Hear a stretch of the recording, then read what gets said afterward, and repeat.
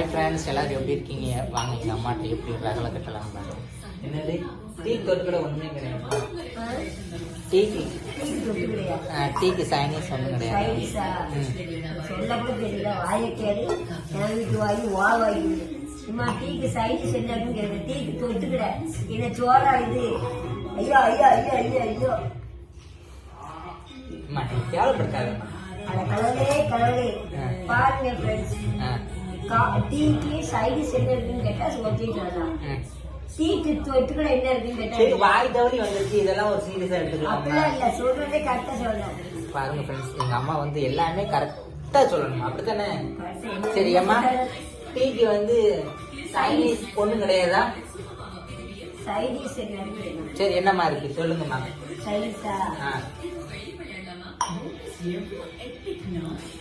ஒண்ணுமே கிடையாது. இல்ல இல்லாத பிடிச்சுக்கிட்டு இருக்குன்னா அது நியாயமா?